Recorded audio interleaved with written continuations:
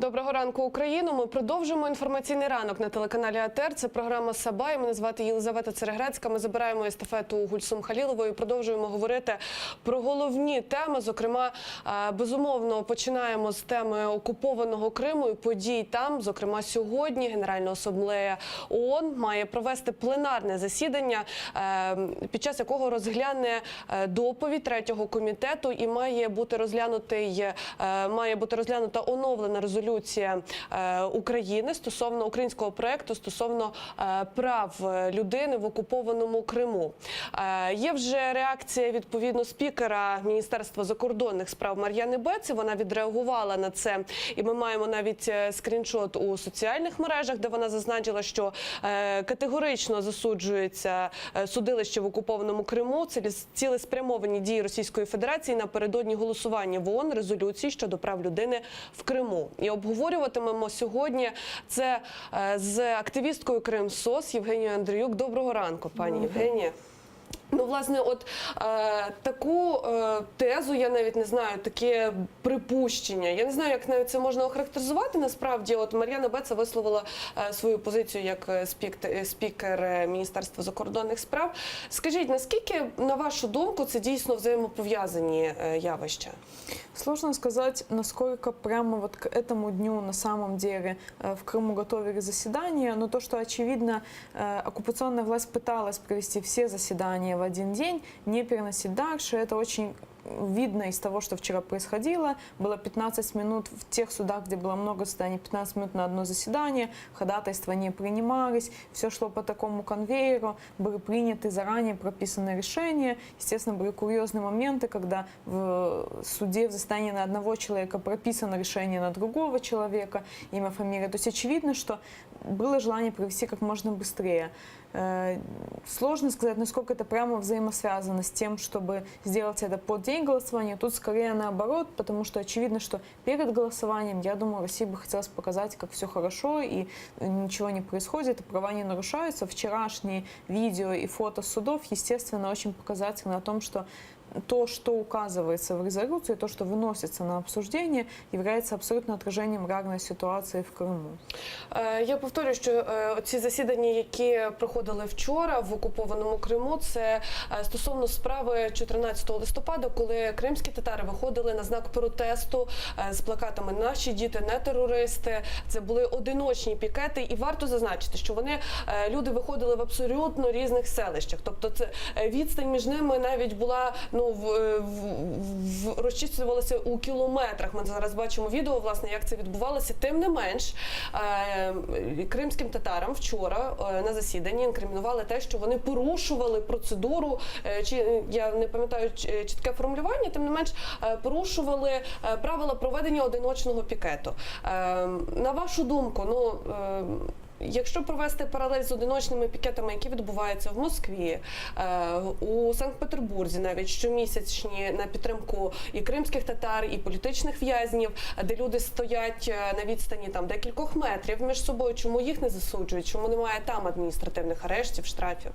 Да, на самом деле, и в том числе, учитывая, что эти пикеты были с такой большой разницей, что не было там единого текста, например, да, что не было единого призыва нигде, все это говорит о том, что нету такого, о чем вчера говорили в судах, и о чем в конце концов суд принял сторону обвинения, что, естественно, совершенно суд равно здесь сторона обвинения, потому что якобы был некий единый умысел, и с таким же успехом можно говорить, что если человек вышел в Москве, и там, не знаю, вышел в Киеве и вышел в Нью-Йорке, то это будет якобы единый процесс. Ну, то есть это совершенно очевидно, что власти здесь используют, оккупационные власти, это законодательство для того, что интерпретируют так, как им хочется, так, как им важно. И я думаю, что в очередной раз это все показывается, демонстрируется то, что никакого, не то чтобы несогласия, но никакого минимального выражения протеста в Крыму невозможно и не может быть. Да? И это началось с задержания Сервера Караметова, когда он вышел под здание суда тоже с одиночным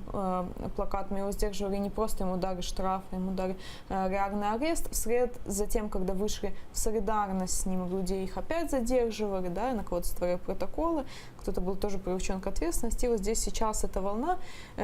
наверное, интересно, что на все эти действия, особенно вот последних полгода, на каждое действие оккупационных властей активисты оказываются на самом деле на шаг впереди. И это началось с вынесения больших сумм штрафов в июле, ответ на котором был Крымский марафон. В ответ на задержание в октябре очередные уголовные, люди вышли выразить вот так вот свой протест и свой гнев.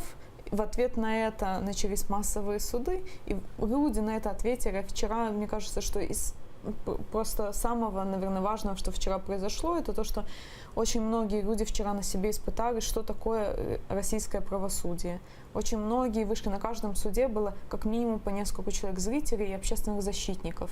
И вчера за 70 заседаний, которые было, вокруг этого собрались сотни людей по всему Крыму, которые увидели своими глазами, что такое правосудие. И очень интересно, когда люди выходили и говорили, ну не надо даже специального юридического образования, чтобы выйти в суд защитником, чтобы видеть, как закон не работает и как закон нарушается. И я думаю, это то, что на самом деле самое важное вчера произошло, и это то, что люди сами увидели, что происходит, и как суды, и как вся эта система работает. От ви самі зазначили про Кримський марафон. Я пояснюю нашим глядачам, які ще, напевно, не в курсі, про те, що це акція, яка спрямована на збір коштів саме на оці штрафи, які інкримінують це адміністративні правопорушення. Зазвичай це сума 10 тисяч рублів. І вчора, знову ж таки, було більше ніж 70 судових засідань і присудили цей штраф у 10 тисяч, декому навіть 15 тисяч рублів. Окупаційна влада і, тобто, цей марафон продовжується. От Кримська Солідарність опублікувала список у Фейсбук людей, власне, яким було присуджено цей штраф, і його можна гортати і дивитися, там все вказано, він дуже довгий, справді, і це чергове доводить, як багато цих справ. Тим не менш, я хочу запитати, ваша думка і ставлення до того, 10 тисяч рублів, це взагалі, це нормальна сума, як для адміністративного порушення, от такого, як одиночний пікет? Это минимальная санкция по этой статье, то есть меньше невозможно, не предполагается кодексом о правонарушениях. Сумма начинается от 10 тысяч, и обычно она выкарабкивается в размере от 10 до 20 тысяч. И это, в принципе, стандартная сумма, которую выносят, и слава богу, что не были вынесены аресты, и интересно в том числе причина и мотивация, и хорошо, что это, с одной стороны, ограничило штрафами, с другой стороны, это вчера активисты посчитали, что это более 670 тысяч рублей всего. Что на самом деле опаснее, наверное, это то, что все люди, которым сегодня вынесли административные штрафы, которым вчера вынесли, если в течение года они будут привлечены опять по такой же статье, то это может быть намного большая санкция, как вот те, с которых начался Крымский марафон, да, это сумма до $2000, например. А учитывая, что оккупационные власти людей задерживают, арестовывают, когда они выходят на обыски, снимать, поддерживать, стримить, и это тоже является нарушением обычно той же статьи, за которые вчера привлекали, то вот это то, что уже становится опаснее. Да? Если человека привлекают третий раз в течение года за административное правонарушение, то это может быть в том числе перевести в уголовное дело, в уголовную статью. В конце концов, так было с Эльдаром Дадиным. Он выходил на одиночный пикет, его задерживали. Это было несколько задержаний за год, которые в итоге переросли в уголовное дело. Поэтому, с одной стороны, да, вроде бы санкция небольшая, и вроде бы в принципе размер минимальный по этой статье санкций, но тем не менее в перспективе дальнейшей при желании силовиков, а все эти желания сложно предсказать, и они явно не в сторону защиты прав людей, поэтому, к сожалению, это может перерасти в значительно более серьезные санкции и дальше преследование более серйозне.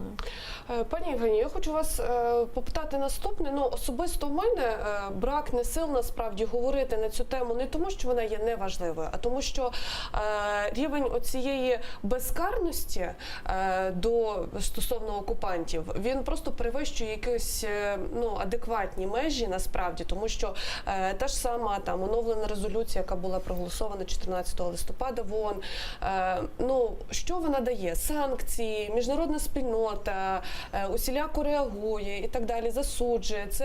Про це говорять, виступають країни, там Велика Британія, будь-хто. От всі за те, щоб Україна нарешті отримала свій Крим, і всі заспокоїлися і окуповану там частину Донбасу. Тим не менш, від сьогоднішнього дня, чи варто чогось чекати, чи ми відчуємо якісь зміни от сьогодні, на вашу думку? Я думаю, что нам важно за вот последние в целом 3 года, уже почти 4, и я думаю, что у многих есть это ощущение и понимание, что все зависит только от нас.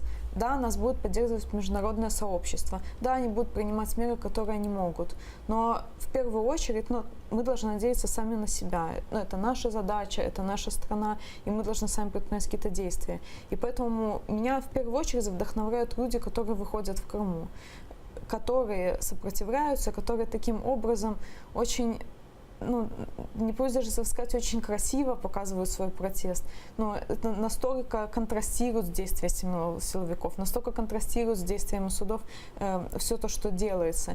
И это на самом деле ядро. И фокус должен быть на этом в первую очередь, и на поддержке тех людей. Там международное сообщество помогает и отвечает, и на самом деле важно, что есть политика непризнания аннексии, важно, что есть система санкций. И я думаю, в какой-то мере это нам позволяет чувствовать, что да, там мы не одни в этой борьбе. С другой стороны, всегда понимаем, что при там изменении ситуации, возможно, что страны там Запада будут готовы к каким-то там более решительным шагам, введении других каких-то мер, там более серьезных, да. И, естественно, лучше, чтобы эта резолюция была, и важно, что второй год голосуют, и я очень надеюсь, что сегодня голосование будет не меньше, чем оно было в Комитете Генеральной Ассамблеи, оно должно, в принципе, отражать, и вряд ли будут какие-то серьезные изменения. Да? То есть с принятием этой резолюции, отвечая на ваш вопрос, сегодня и завтра ничего радикально не изменится. Просто от того, что за нее проголосовали. Другой вопрос, как мы сможем ее использовать, как мы ее дальше будем использовать, в том числе в судах и в Крыму, или дальше будет она использоваться для Международного суда ООН, а на всех этих уровнях она будет использоваться. Но, к сожалению, радикальную ситуацию завтра изменить, да, это будет еще одним шагом в этой сложной борьбе, когда мы не можем просто, ввести войска и отвоевать Крым назад, да, что вот это выбран такой путь, в том числе и в Крыму мирный и насильственный, в том числе здесь правительством Украины, с международным сообществом. И да, к сожалению, это то, что абсолютно всех изматывает, и то, что нету, да, там завтра не произойдет ничего суперрадикального. Но, тем не менее, это еще один шаг там в направлении того, чего ми всі хотімо, за що ми всі боремося. Я навіть, знаєте, я поясню, чому я і задаю це запитання, і постійно кажу про те, що насправді санкції, там, резолюції і реакція міжнародної спільноти, вона не настільки дієва, тому що от навіть там взяти вашу діяльність Кримсосу, ви щомісяця, це можна лише тільки задуматися на секундочку, кожного місяця достатньо велика кількість людей з портретами зниклих безвісті людей виходять під посольство Російської Федерації в місті Києві, проводять акцію, вимагають відповідей щомісяця, кожного місяця, ще раз кажу. І ноль. Просто жодної реакції немає. І рано чи пізно, тим не менш, люди починають не те, що навіть втомлюватися і виходити на такі пікети, але на такі акції, але просто... Я не знаю, як це краще підібрати слова, але губиться сенс цього. Що потрібно робити далі? Має бути якийсь наступний етап боротьби. Ми не можемо застрягти постійно, робити одне і те саме і боротися одними і тими самими методами. На вашу думку, оцей прогрес, оцей, я не знаю, якийсь рух уперед, він можливий? Є якісь ще засоби? Тут на самом деле мы делаем не только это, да, то есть мы выходим, и на самом деле, правда, иногда довольно сложно, понимая, что нету никакой реакции.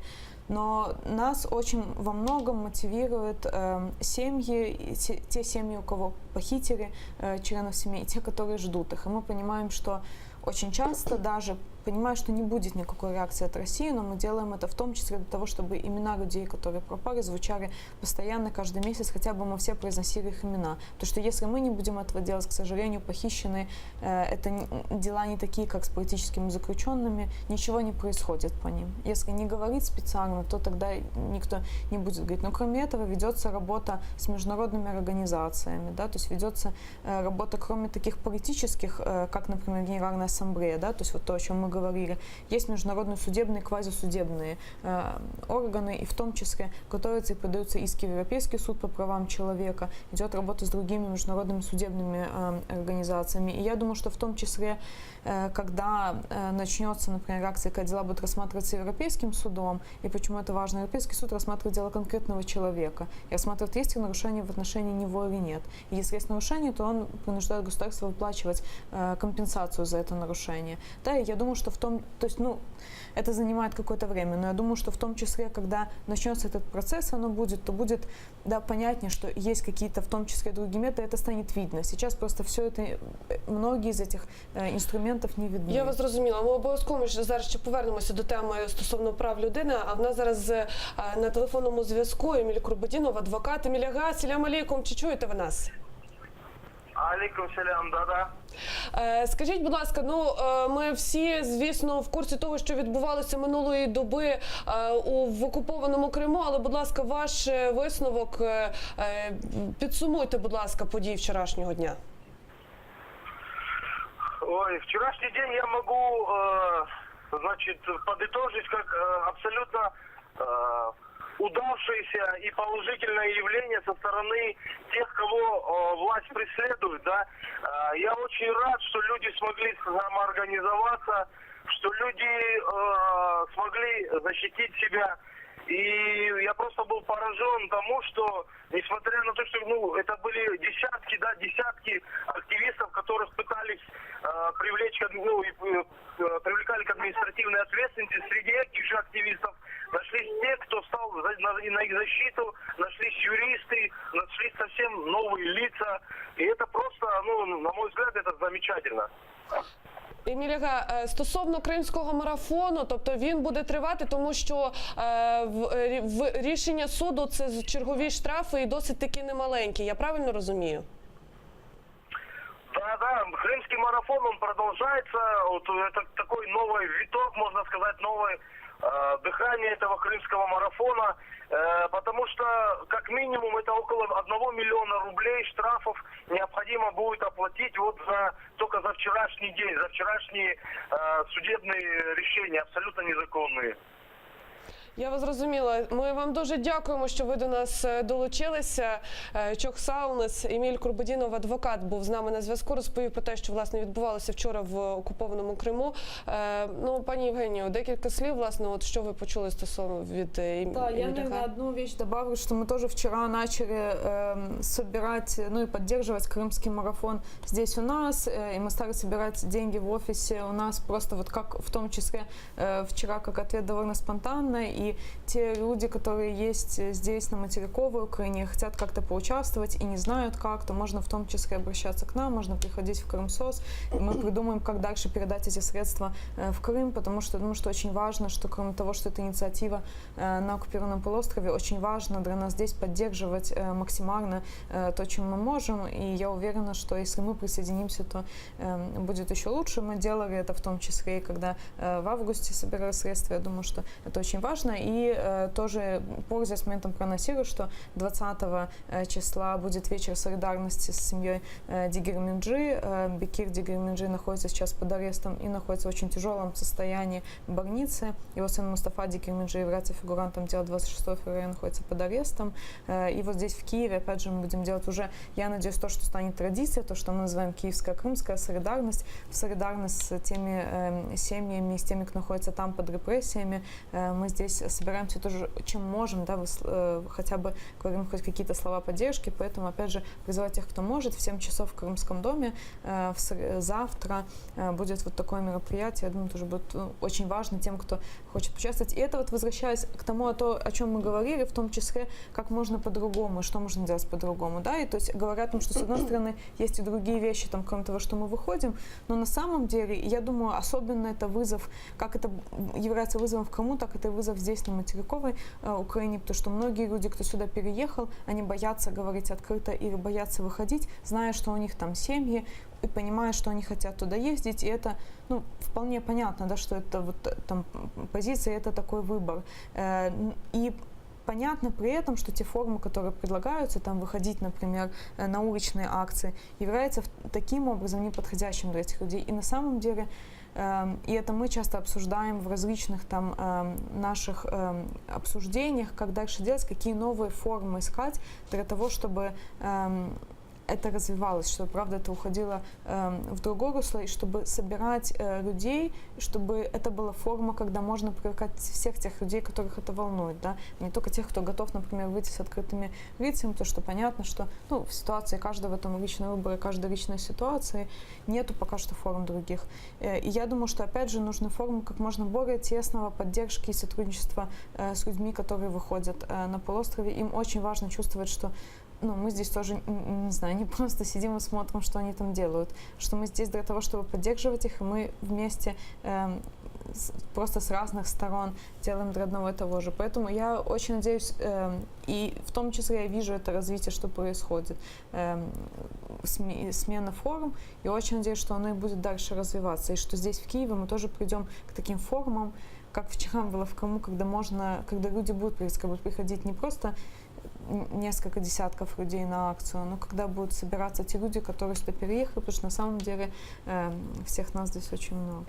Ще хотіла декілька слів сказати, власне, і про родину Дегерменджі, тому що в дуже складному стані зараз перебуває Бекір Дегерменджі, його син, який проходить по справі 26 лютого. Ну, власне, вечір солідарності, про який організовує Кримсос, ну, знову ж таки, ми будемо про це говорити, безумовно, але на вашу думку, все ж таки, від Російської Федерації буде якась реакція, тому що людина дійсно з дуже складним становищем, це бронхіальна астма і наразі в реанімації людина перебуває.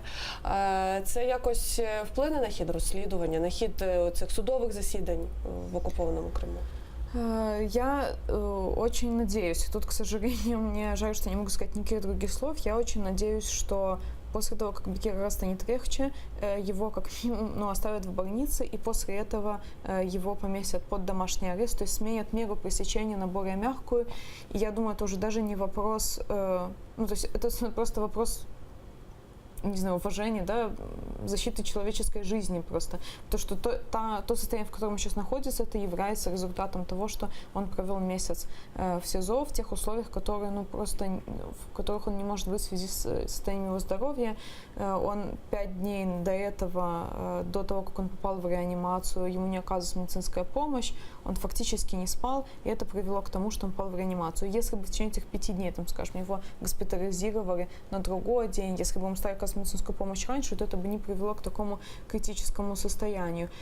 Поэтому мы со своей стороны на уровне правозащитном, мы работаем в том числе с различными международными организациями и международными судебными органами для того, чтобы они со своей стороны вынесли решение, чтобы ему оказали медицинскую помощь и поместили его, сменили ему меру пресечения. И это хотя бы минимум, на который я очень надеюсь.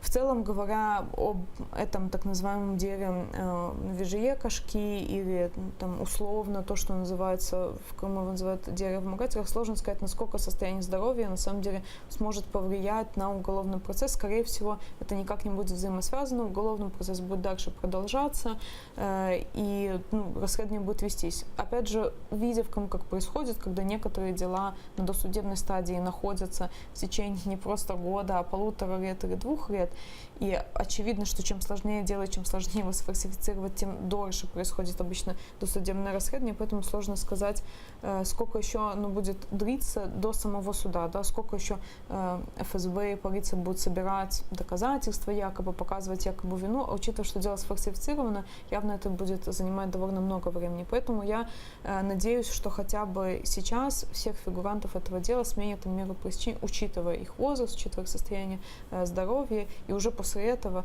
будем активно сопровождать и смотреть на то, как происходит, и что вообще, які доказательства пытаються собрати. Я вас зрозуміла. Активістка Кримсос Євгенія Андріюк, ми дуже дякуємо вам за розмову. Зараз беремо невеличку перерву, після чого повернемося у студію і продовжимо говорити про актуальні теми сьогодення. Дочекайтеся.